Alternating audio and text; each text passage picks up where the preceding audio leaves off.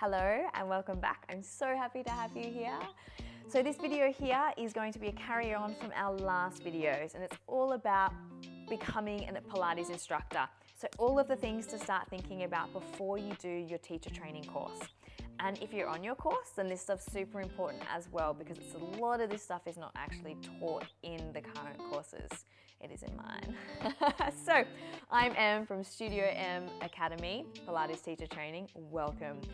In our last video, quick summary, we talked through how to greet your clients when they are coming into your classroom. Now, for a lot of us, we end up being droids in this industry.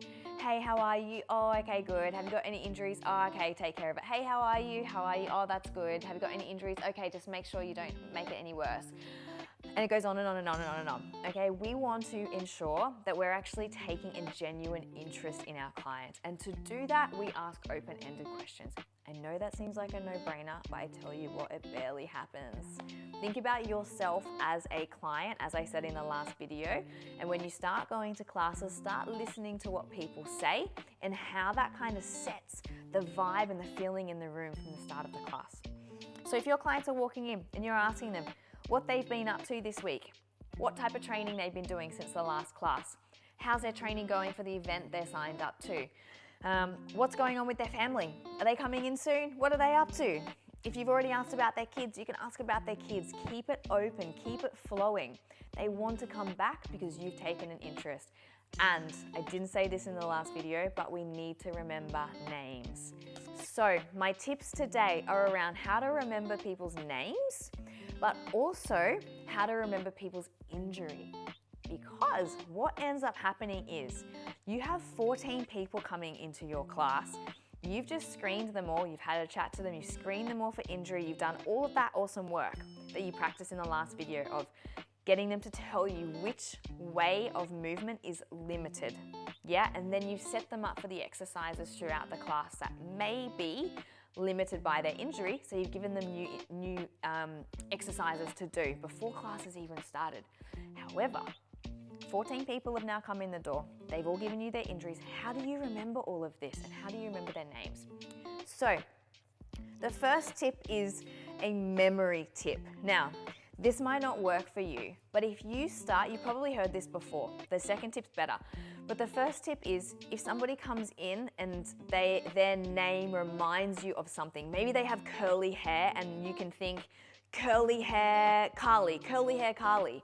So think of something that you can visualize with their name. So maybe their name is Peter and you can think of him, Peter standing in front of you.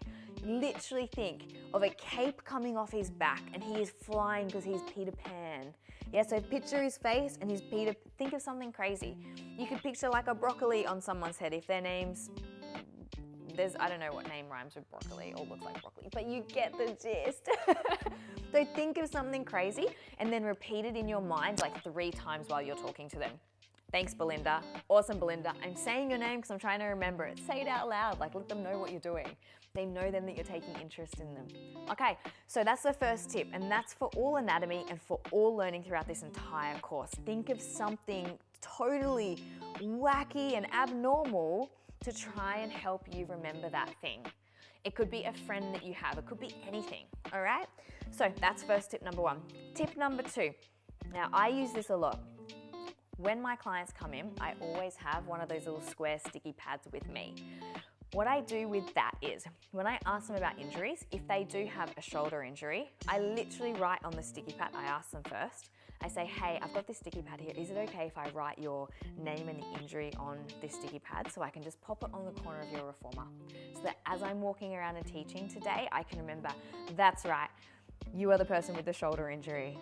Only because there's 14 people in here and there's about 6 to 10 injuries in every class. I can't remember them all and I really want to remember your injuries. Is it okay if I pop it down and then pop that little square on the corner of your reformer? They always say yes, and in fact they will love you so much because you've taken an interest in them. It means that halfway through the class, you're not going to forget. You're giving them some sort of crazy exercise with their arm and they actually can't do that. You hopefully won't forget it because it's sitting on their reformer and they love that. So that is a tip. You can also write people's names on that piece of paper and pop it on the end of their reformer. as a way of remembering everyone. It's like name tags, right? And people will really respond to that. So if you choose to take that route, take it and own it. That's your thing. Yeah, so take that little square thingy in with you and write everyone's names down, put it on the end of the reformer. Then as you walk out, while you're walking around, you can constantly be like, well done, Sarah.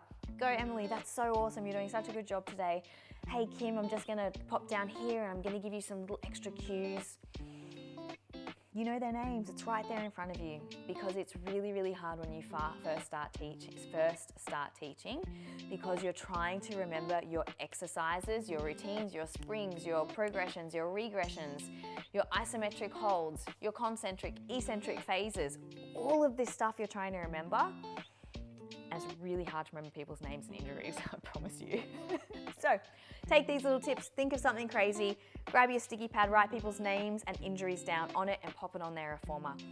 Start practicing that around your home as well. So maybe you can have your kids or your friends or your housemates lined up, question them all about their injuries, ask them which way, when they move, does it feel limited?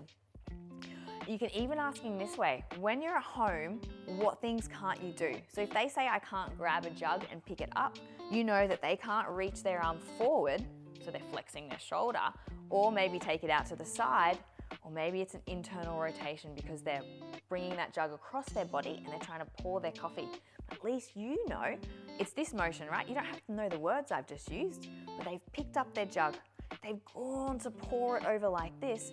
So you are absolutely not going to get them with hands in straps and get them doing any cross-body stuff, okay? Because that's the same motion, yeah? Even potentially internal rotation, yeah? It's cross-body, you're not lifted up. It's still cross-body though, and this could be the same motion, yeah? So if you get them to physically demonstrate and you don't even know what the movements are called, at least you've seen what they can't do, so you can then kind of relate it to what you're going to do in the class. I hope that makes sense. Please write in the comments if it doesn't make sense and what you would like more clarity on. But the takeaway tips are, think of something crazy, write names down, write injuries down, done. See you in the next video.